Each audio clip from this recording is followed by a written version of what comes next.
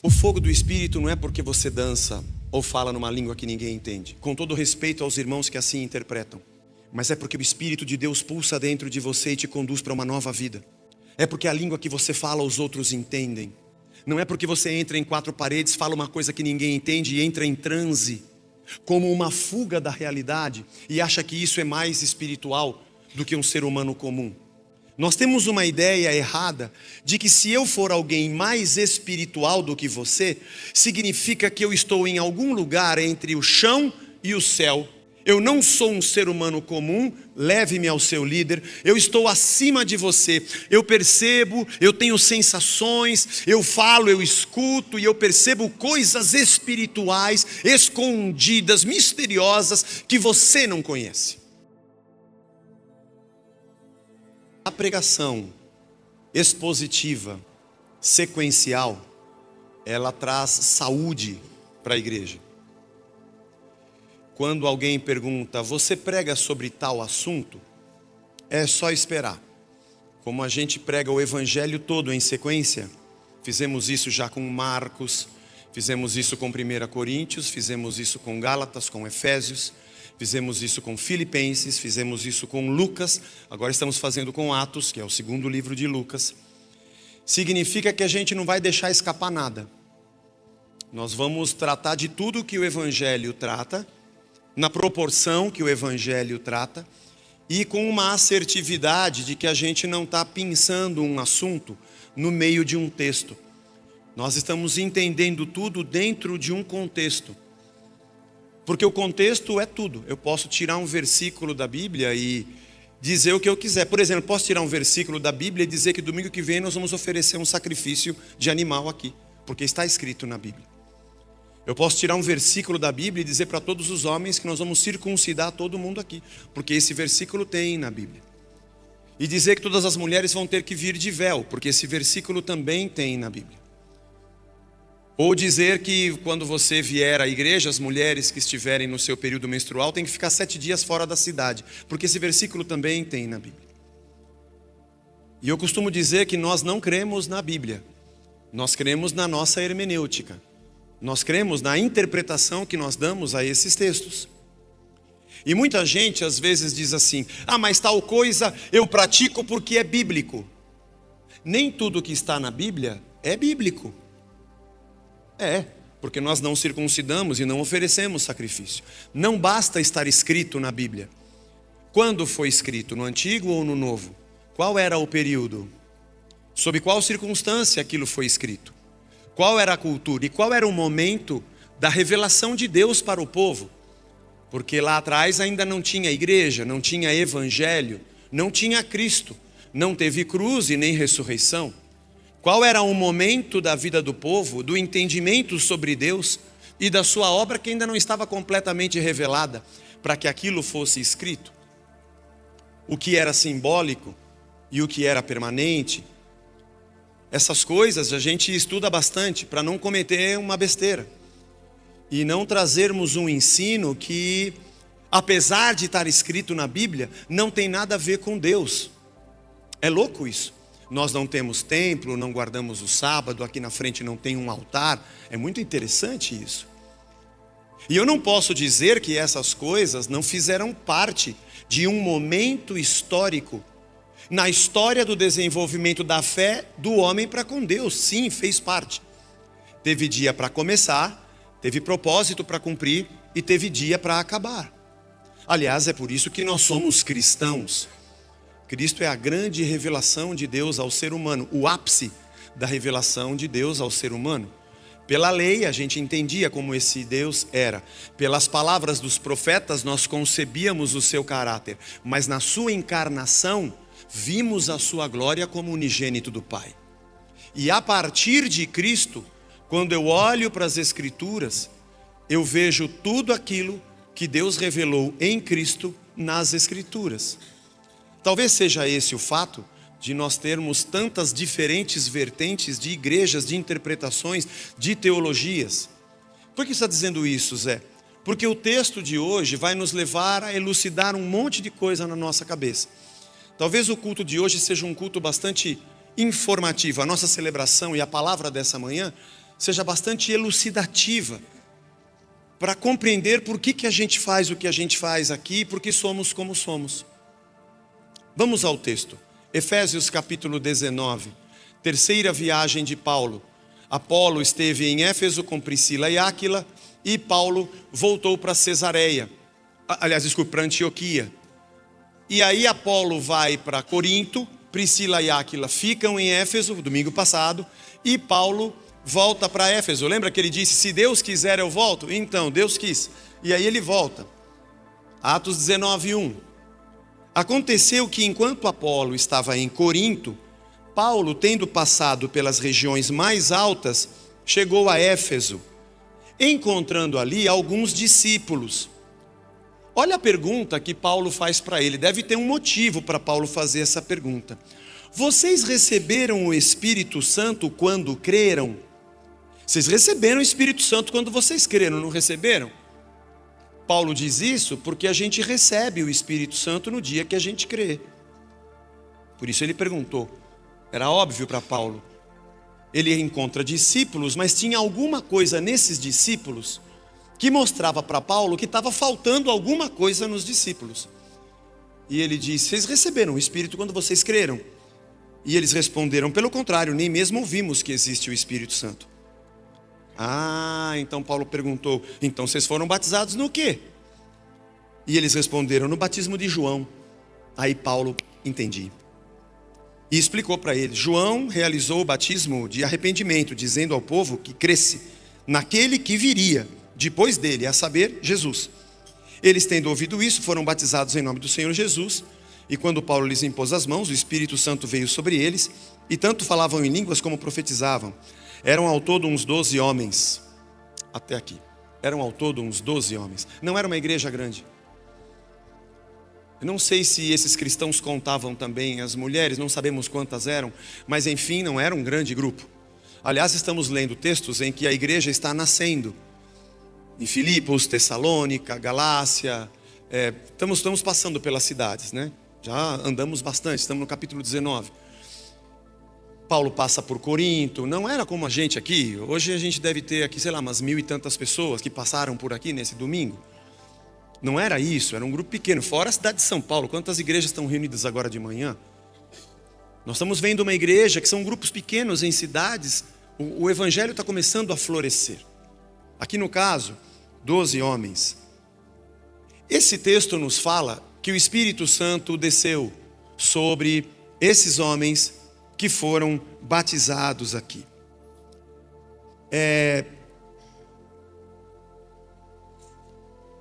Por que Paulo pergunta para eles se eles receberam o Espírito?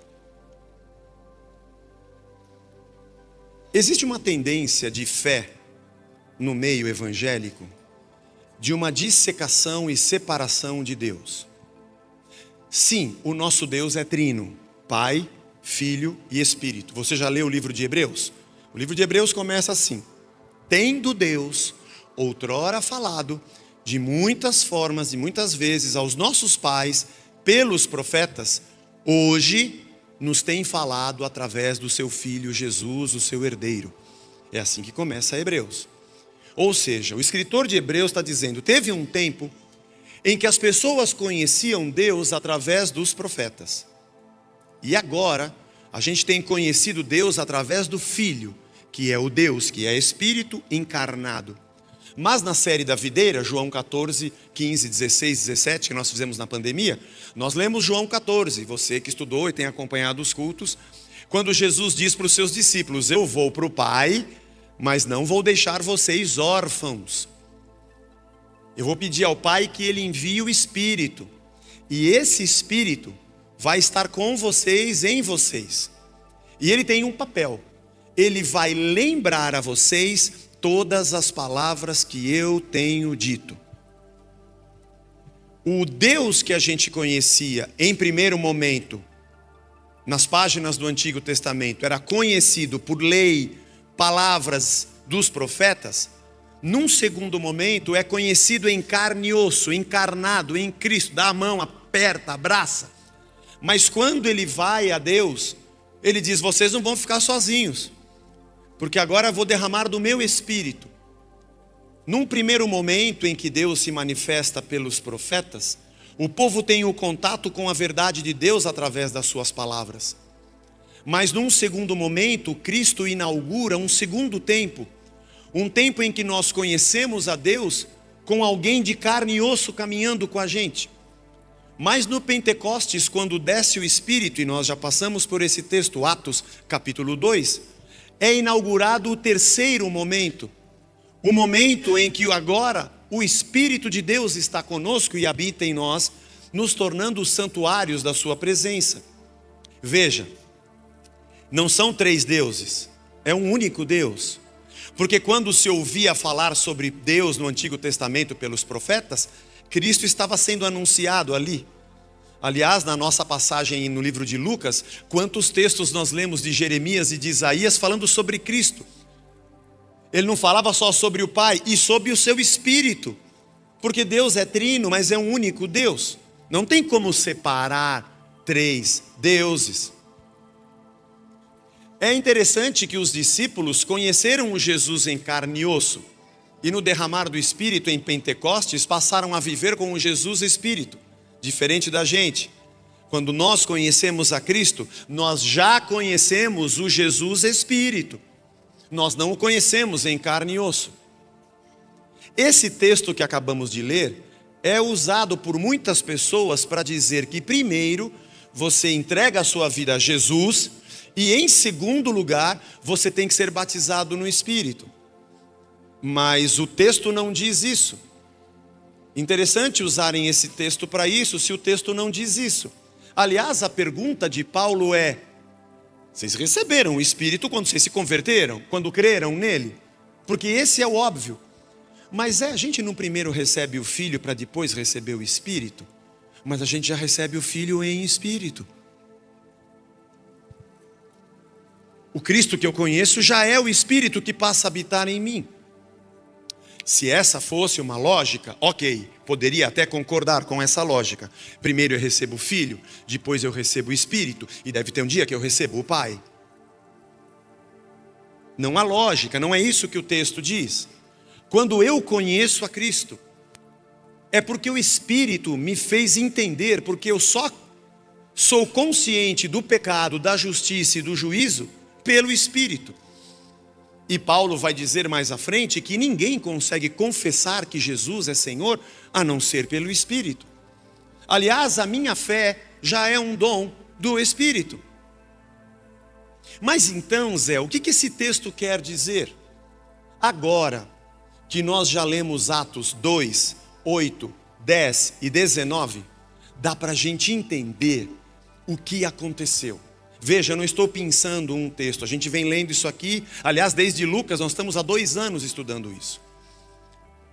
Quando ele perguntou, vocês receberam o Espírito quando vocês creram, não foi? Por que ele perguntou isso? Nesse lugar havia passado Apolo. Se lembra da semana passada eu falei, guarde essa frase. Apolo só conhecia o batismo de João. O que era o batismo de João? Foi João Batista que apareceu no deserto antes de aparecer Cristo como no seu ministério, no seu messiato. Ele veio e disse, arrependam-se, porque está chegando o reino dos céus. Ele estava fazendo o prenúncio da nova vida em Cristo. Porque pela lei, se você se arrepende, você vai no templo e oferece um sacrifício. Mas segundo o reino, quando você se arrepende, você vai a Cristo e não mais ao templo. Mesmo tendo templo e sacrifício, João já pregava um reino fora de tempo, que era a chegada do Messias. Arrependam-se. Mateus, no capítulo 3, no verso 11, nós temos esse texto. E João dizia aos seus discípulos, às pessoas que vinham ser batizadas, eu batizo vocês com água para arrependimento, mas aquele que vem depois de mim é mais poderoso do que eu, do qual eu não sou digno de carregar as sandálias. Ele vos batizará com o Espírito Santo e com fogo. Tá vendo, Zé? Calma, irmão, vai devagar, lê o resto. Que fogo é esse? Não, esse fogo não é sensação. Esse fogo não é uma dança. Não, esse fogo não é um folguedo. Ele tem a pá nas suas mãos e limpará a sua eira. Recolherá o seu trigo no celeiro, porém queimará a palha no fogo que nunca se apaga. O fogo do Espírito não é uma sensação, é um juízo. Não sou eu que estou dizendo, é o texto. Quando vier o Espírito trazido pelo Filho, Ele vai batizar vocês no Espírito. Vai acontecer uma grande separação. Na cabeça nós temos a parábola da videira. Aquele que dá fruto, ele recolhe e colhe. E aquele que não dá fruto, ele queima. O Espírito vem para separar o que é de Deus e o que não é. Quando alguém tem o Espírito, ele passa a compreender Deus. Por isso Paulo vai dizer mais adiante que para quem não tem o Espírito, a palavra de Deus é uma loucura, porque só se discerne espiritualmente. É o Espírito que nos revela Cristo. É o Espírito que faz com que o nosso coração diga: Ele é o Filho de Deus. É o Espírito que confirma as palavras de Cristo, como ele disse em João 14, Ele fará lembrar a vocês todas as palavras que eu vos tenho dito. O Espírito é Deus em nós. E ele encontra 12 homens que começam a falar das coisas do Messias, e o Paulo vai ouvindo e fala: mas está esquisito isso aqui. Eles falam do Messias, mas falta muita coisa. Falta o Espírito revelar para eles que esse Messias é Cristo. Por isso ele pergunta, deixa eu ir lá atrás, vocês receberam o Espírito quando se converteram? Não, a gente nem sabe que tinha isso. Então pera, então volta mais para trás. Como é que vocês foram batizados? No batismo de João. Ah, está explicado. Vocês nunca ouviram falar de Cristo. Efésios 19 não é uma prova de que de primeiro eu recebo Jesus e depois o Espírito. É uma prova de que eu recebo junto. Porque eles não receberam a Cristo para receber depois o Espírito. Tanto é que Paulo explica para eles. Não deve ter sido um versículo, foi uma pregação. Lucas resume num versículo. E Paulo expõe para eles a obra de Cristo, o seu envio, o seu nascimento, o cumprimento das palavras proféticas em Jesus, a sua morte vicária na cruz, como o Cordeiro de Deus que tira o pecado do mundo, que era a pregação de João Batista. Fala sobre sua morte e sua ressurreição, e aí eles entendem quem é Cristo e recebem o Espírito quando creem. Interessante isso. Obviamente que em Atos capítulo 2, eles já criam em Cristo e conheciam o Jesus em carne e osso. E em Atos capítulo 2, a inauguração do tempo do Espírito começa. Porque a partir de Atos 2, todo mundo vai conhecer Jesus em Espírito. E não mais em carne e osso. Vamos nos lembrar o que aconteceu em Atos capítulo 8. Nós já passamos por esse texto. Pedro e João estão aonde? Certo, irmão? Em Samaria. Vejo que assistes todas as pregações. Só que não. Atos capítulo 8, ele está em Samaria. Vai Pedro e João para lá, pregam o evangelho, e também o Espírito se derrama. E eles falam línguas, igual o que aconteceu em Atos 2. Vamos lembrar o que foi em Atos 2? Festa, Pentecostes, gente de vários lugares, do Egito, do Ponto, da Ásia, da Frígia, da Galácia, gente que vinha da Capadócia, gente que falava árabe, falava aramaico, falava hebraico, quem era de Jerusalém falava hebraico, gente que falava latim, porque vinha de Roma, gente que falava grego, vinha da Macedônia. Pedro começa a pregar e acontece um fenômeno. Cada um ouve falar na sua própria língua materna, das grandezas de Deus. Inclusive os hebreus que estavam ali ouviram em hebraico mesmo. E esse foi um derramar do Espírito. Eu sei que muita gente pega o texto do Pentecostes dizendo que eram línguas estranhas, mas não era. Se fossem estranhas, ninguém entenderia. É o contrário. Todo mundo começou a entender. Quando eu preguei sobre Atos 2, eu disse a vocês que o lugar onde a gente fala e ninguém se entende chama-se Babel. Gênesis 11, quando queriam construir um zigurate para alcançar Deus e ter o domínio da divindade, o zigurate era um ponto alto dentro de um templo que os povos do Antigo Oriente Próximo construíam. E achavam que tocavam os céus e a divindade moraria ali dentro. Deus falou: eu não sou alguém que moro na casa que vocês constroem. E Deus confunde as línguas. Mas no Pentecostes há uma reversão de Babel. Porque agora nem a língua será um empecilho. Todos os povos, línguas e nações vão entender o que eu estou dizendo. Quando em Atos 8 acontece isso em Samaria, Esse é um grande sinal ao tempo do Espírito que foi inaugurado entre os judeus, quer vocês gostem ou não, judeus, também está acontecendo em Samaria. Judeus, samaritanos, prosélitos que vocês não gostam, não tem acepção de pessoas, também está acontecendo lá. E o Pedro, que estava em Atos 2 no cenáculo, viu esses caras falando o quê? Igual o Pentecostes. Os ouviu falando em árabe, em aramaico, em grego. Deus está falando aqui como aconteceu lá, porque a base é Pentecostes. Só que isso acontece em Cesareia, na casa de Cornélio, Atos 10, lembra? Só que Cornélio é romano. Deus está dizendo, é para judeu, é para samaritano, é para gentil, é para romano, é para todo mundo. É o tempo do meu Espírito.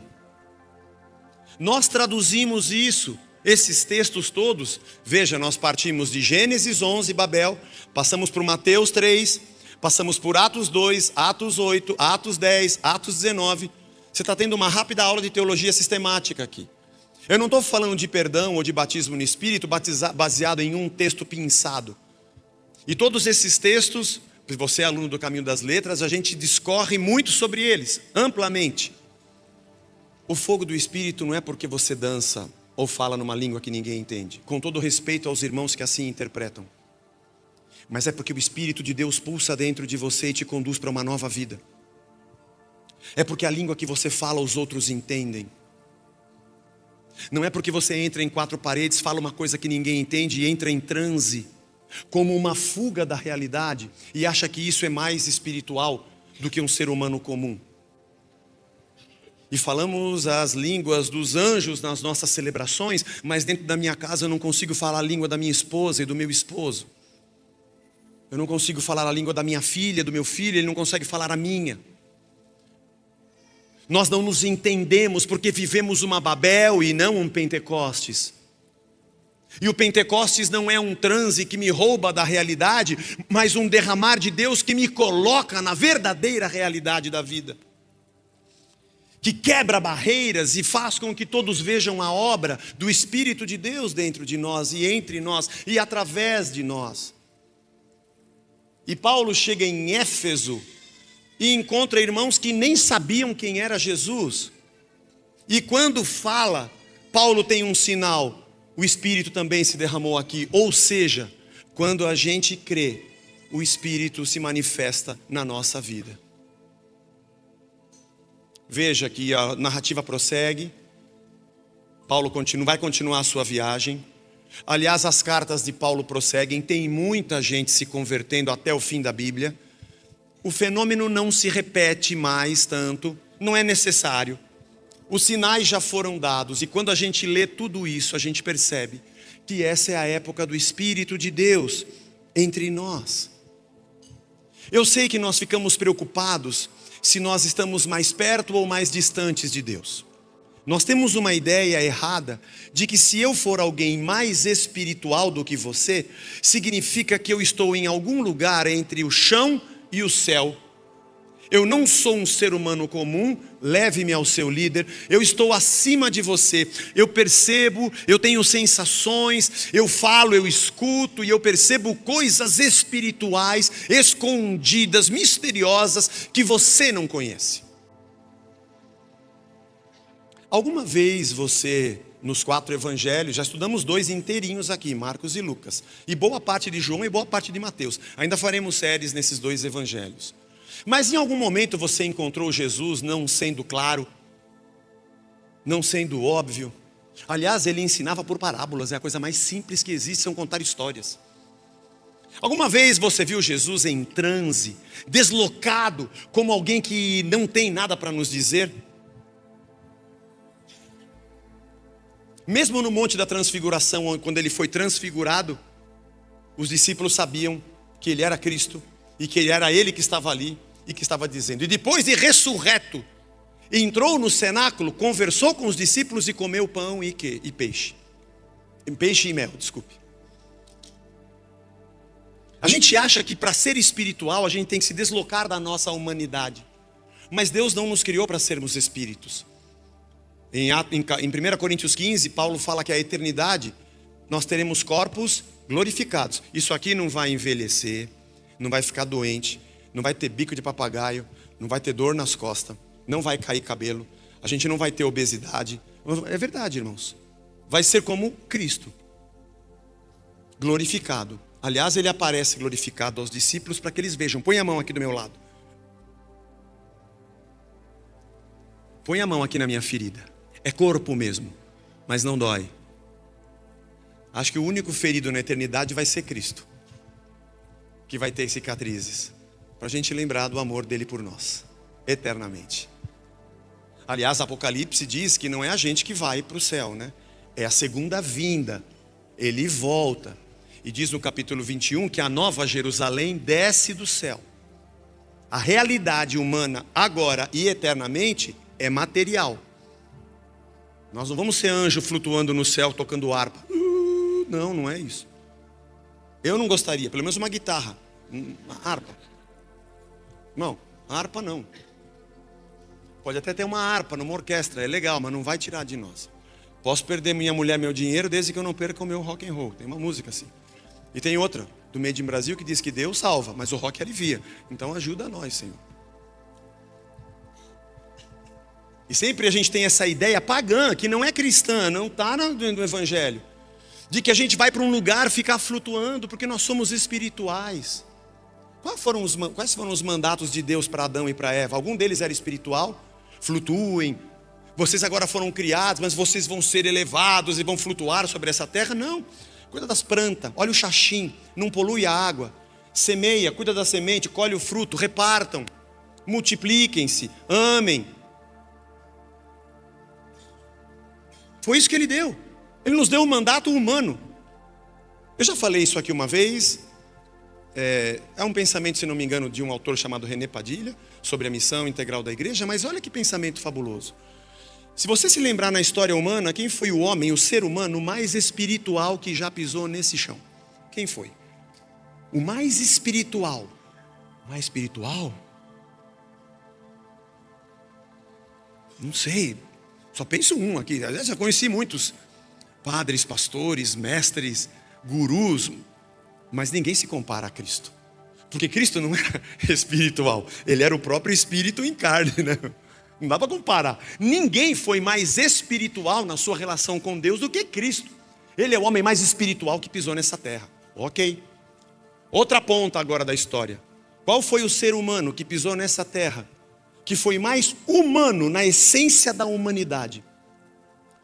Na sua verdade, na sua sinceridade, no seu amor não fingido, na humanidade, em repartir, em ter compaixão, misericórdia, justiça, retidão.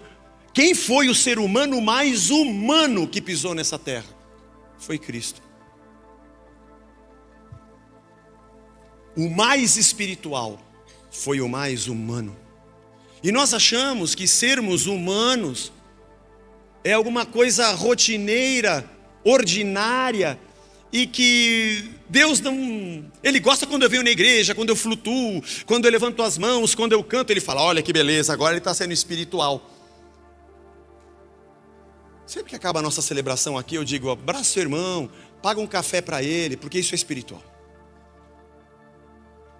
Dá bom dia legal para o cara no estacionamento. Testemunho de Cristo. Ou você acha que ontem, quando eu estava na feira comendo um pastel de chinelo, e o pessoal já me conhece, Zé, você vai querer do quê? Hoje eu vou querer um de 4 queijos. Eu não estou sendo espiritual porque eu estou comendo um pastel. Eu só sou espiritual quando eu entro aqui e aí eu me transformo. Tipo, Mulher Maravilha. Minha labirintite agora. Eu não sou super-herói, irmãos. E essa semana ela não está legal.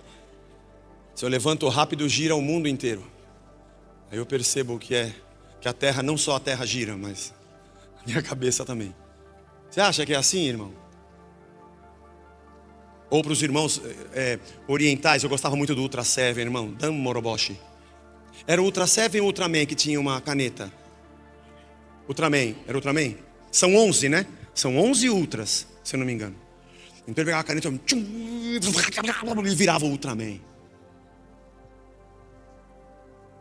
Não é isso, irmão. Você cuida da terra, você planta, você cuida da sua esposa, do seu filho. Isso é muito espiritual, porque foi para isso que Deus te criou. Você reparte, você ama. Você acha que um dia que você senta com uma pessoa que trabalha com você e fala bom dia, como é que você está? E você demonstra amizade, carinho, quer ouvi-la, que isso não é espiritual? Não é o Espírito que te impele a isso? Isso não é uma característica de Deus implantada em você? Será que a sua retidão, o seu conselho, a sua palavra de sabedoria, de entendimento, isso não é espiritual? De onde nós tiramos essa ideia se nem Jesus fez isso? Ele colheu espigas, ele partiu o pão, ele sentou na mesa, ele sentava na praia, ele pegou criança no colo, ele tocou em leprosos, ele expulsou vendedores do templo. Ele não estava sendo espiritual naquele momento, ele perdeu a cabeça. Isso é um sincretismo religioso com religiões de transe, e que a gente agrega e nunca para perguntar de onde nós tiramos isso. O mais incrível é que se eu vou no texto não está escrito isso, eu não sei de onde nós tiramos isso. O Espírito de Deus habita em nós porque cremos em Cristo. E nós falamos a língua desse mundo. Não é mais Babel, agora é Pentecostes. Todo mundo vai entender quem é Jesus pelo jeito que a gente vive e pelas palavras que a gente fala. E Paulo vai dizer isso em 1 Coríntios. Que sentido eu tenho de entrar num lugar, falar em várias línguas se ninguém entender? Coloca um intérprete aí. Porque se ninguém entender, mas eu me sinto mais espiritual porque eu falo uma coisa que nem eu entendo e acho que estou crescendo no quê? Eu sei, irmãos, eu também já criei nisso, mas hoje eu não creio mais. Eu me converti numa igreja batista, passei um tempo da minha vida numa igreja pentecostal, e depois de um certo tempo eu falei, eu quero ver o que a palavra de verdade diz antes de acreditar no que as pessoas interpretam. E o evangelho geralmente estraga a nossa religião. Eu tomei uma decisão, eu vou crer no que está escrito. Nesses últimos 14 anos, quando alguém me pergunta assim, você está explicando aqui, muito bom, então agora me explique o que aquela pessoa sente, o que ela faz, o que ela pratica, e por que tem aquilo. E eu costumo dizer, eu não tenho o que explicar. Aliás, eu sou alguém que não precisa explicar, porque eu estou exatamente no que está escrito. Seria legal você perguntar para ela, por que ela crê, sente, pratica e tem ritos que não estão escritos na palavra, com todo respeito. Não é a mim que você tem que fazer essa pergunta. Eu não tenho explicação. Eu tenho explicação do que diz a palavra e eu quero viver o que ela diz. Mas tudo isso que eu estou dizendo hoje para você, não é para fazer uma crítica a quem pensa de uma outra maneira. Nós vivemos num país livre e ninguém é dono de ninguém. Leia a palavra. Aliás, depois da reforma protestante nós temos a dádiva da livre interpretação das escrituras. Você pode abrir, interpretar e viver o que você quiser. Então, todos têm a liberdade de crer como quiser. Mas eu estou dizendo a você que esse texto vem nos ajudar a entender por que a gente é do jeito que a gente é. E não era o caso de eu fazer um congresso para te explicar, porque não adianta, é uma caminhada longa. Eu citei aqui muitos textos que nós já estudamos, já passamos, e conforme eu vou falando, você vai ligando na cabeça, putz, agora eu estou entendendo. Putz, você falou putz, agora eu estou entendendo tudo o negócio, que legal. Agora eu estou clareando. É isso que eu quero viver. Alguns podem dizer que a gente não tem o Espírito, que a gente é menos quente, não temos fogo. Eu não quero ter o fogo, porque eu não sou palha para ser queimada. Mas tudo bem, eu não quero. Eu posso ter emoções, eu posso chorar, levantar as minhas mãos, rir com as crianças, ou chorar com a palavra do Leandrinho aqui nessa manhã.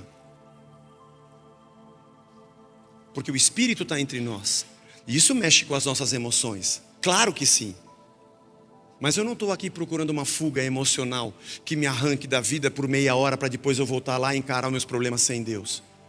Eu estou aqui para ser cada dia mais na comunhão dos irmãos, falando entre nós e salmodiando, sermos cheios desse Espírito que nos ensina como viver no meio do caos. Como sermos testemunhas no meio do caos. E como termos mais vida de Espírito no meio do caos.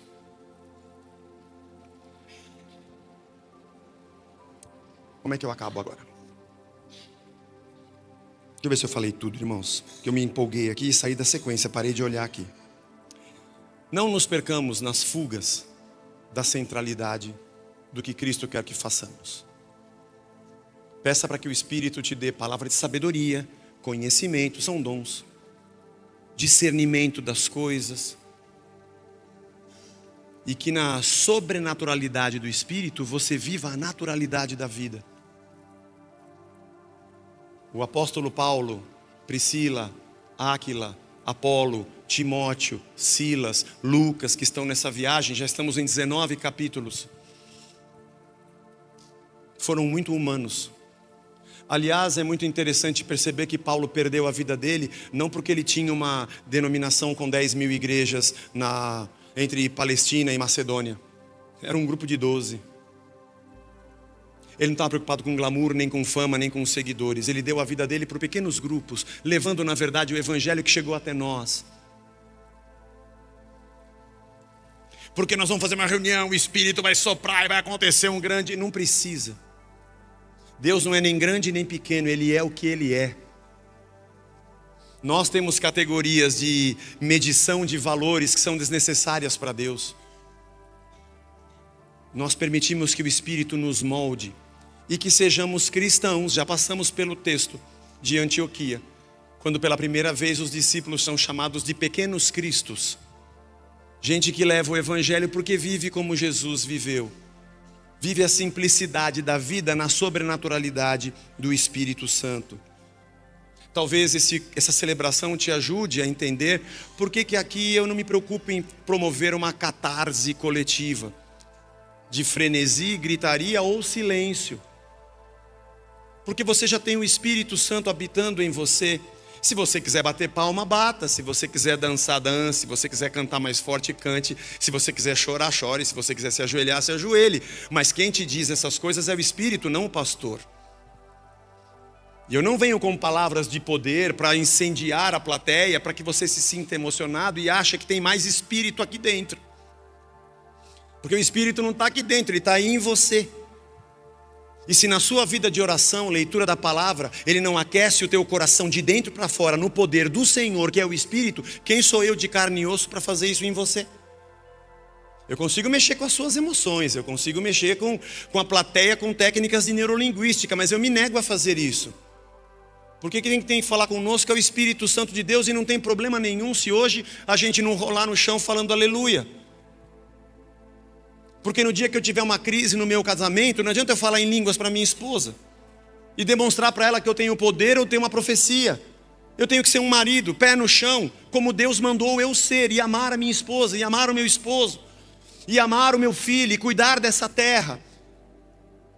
Eu não tiro do truco um zap espiritual para falar, Deus falou comigo agora. Então agora zap, não dá. 6, ladrão, mentiroso, pulguento. Não, irmão. Agora, se eu percebo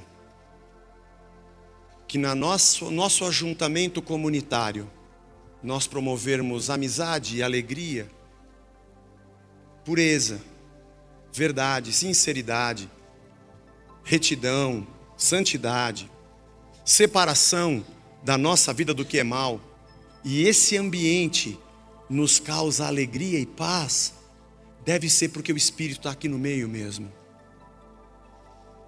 E quando eu tenho alguma situação dentro da comunidade ou na minha vida, em que duas pessoas não se entendem, tem rusga, tem faísca, está faltando o Espírito Santo. Vocês não receberam o Espírito quando vocês se converteram?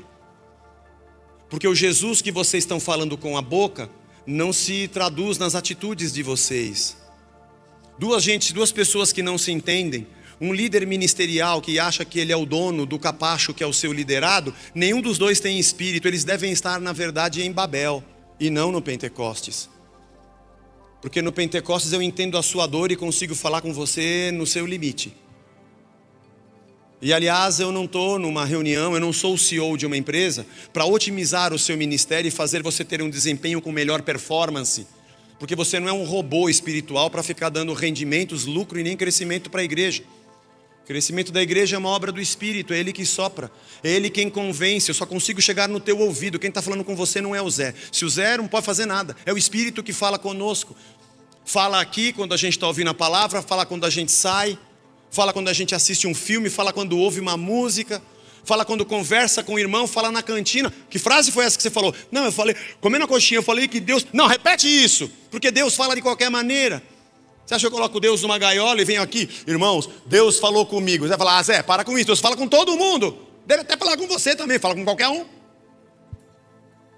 essas bravatas de quem tem monopólio do Espírito, e nem a Casa da Rocha é o dealer oficial do Espírito Santo. Deus não está preso a essas coisas. Está faltando o Espírito Santo em nós, na nossa comunicação, na nossa compaixão. Nós somos muito bons para mostrar fogo, profecias, palavras que ninguém entende, para achar que somos mais espirituais, mas falta retidão, falta sinceridade, falta verdade, amor, santidade, falta comunicação, falta compaixão, falta perdão, falta arrependimento, falta Espírito de Deus. Nós temos uma casca de religião para fazermos folguedos com fogos e serpentinas, mas é só espuma, não tem chope nenhum. Porque a consistência está num coração arrependido, contrito. Por isso as figuras que nós temos, todas no Novo Testamento, não são figuras de espiritualização, mas de humanização. Você tem um novo nascimento. Olha só, você conhece Cristo, você vai ser uma nova criatura. Nova criatura, não um novo espírito. Um novo coração. Uma nova mente. Um novo sentimento. As figuras neotestamentárias de encontro com Deus não são de retirada do ser humano da esfera humana, mas são exatamente de confirmação da sua esfera com as características de Deus. Quando nós falamos que somos imagem e semelhança de Deus, não é de um espírito, mas é de Cristo. Por isso que Ele veio, para a gente entender que é daquele jeito que a gente tem que ser. E se eu colher espiga no sábado, eu estou sendo igual a Cristo. Isso é tão espiritual quanto eu cantar na igreja. E se eu repartir o pão na praia, isso é tão espiritual quanto eu estar aqui cantando. Aliás, eu vou dizer a você que acho que é mais valor você repartir o pão lá fora do que cantar aqui dentro. Porque cantar aqui dentro é fácil, está todo mundo vendo e tem um pastor na sua cola para você não fazer nada errado. Quero ver a compaixão que você demonstra quando está fora das quatro paredes e não tem ninguém vendo. É aí que você demonstra que você é cristão. Aliás, é por isso que o apóstolo Paulo em Romanos 12 fala que esse é o nosso culto. A razão do nosso culto é quando apresentamos a nossa vida em sacrifício a Deus e deixamos de ser quem éramos e morremos para sermos novas criaturas. Esse é o nosso culto. O que está acontecendo aqui não é um culto, isso aqui é uma celebração. O culto começa daqui a pouquinho quando acabar esse culto, quando acabar essa celebração. Aí você vai ser um sacrifício vivo lá fora. Vai matar o seu egoísmo, vai matar a sua inveja, vai matar a sua desonestidade, vai matar o seu orgulho para ser uma nova criatura entre os homens. Esse é o seu culto racional. Aqui dentro nós podemos até fazer um festival de hipocrisia, porque a gente não se conhece. Por isso a gente acha que é mais espiritual quem levanta a mão, quem fala coisa que ninguém entende ou sai profetizando. Irmã, Deus está te curando. Bom, deixa para lá, não vou entrar em exemplos. E eu acredito que Deus fala, eu creio. Eu creio que Deus usa pessoas, eu creio. Línguas estranhas eu não creio. Eu creio no que está escrito, me perdoe. Eu vou cometer o erro de crer o que está escrito em Atos 2. Mas a gente não está aqui para fazer um carnaval. A gente está aqui para sair daqui cheios do Espírito da sua palavra, para sermos gente de verdade lá fora. Deus abençoe o seu casamento. A vocês se entenderem, vocês falam a mesma língua. Se os dois forem convertidos com o coração contrito, vai dar tudo certo. São dois filhos de Deus, a imagem do Filho, Jesus, não tem como dar errado. Vocês receberam a Cristo, receberam o Espírito. Você vai tratar seus funcionários ou o teu patrão como Cristo trataria. Porque o servo e o Senhor têm isso quando se convertem.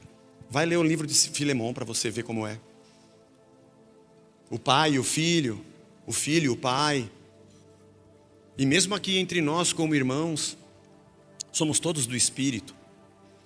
E é para isso que Ele derramou o seu Espírito. Deus nos abençoe.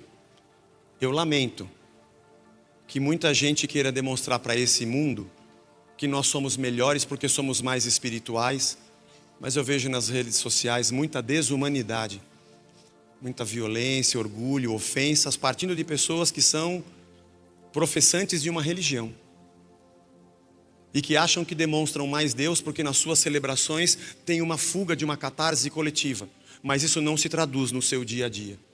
Deus nos chamou para sermos luz e sal. Que o Espírito nos transforme e que nós sejamos uma grande Éfeso, que Paulo passa por aqui e fala: e aí Zé, você recebeu o Espírito quando se converteu? Do jeito que eu estou vendo, acho que você nem sabe que ele existe.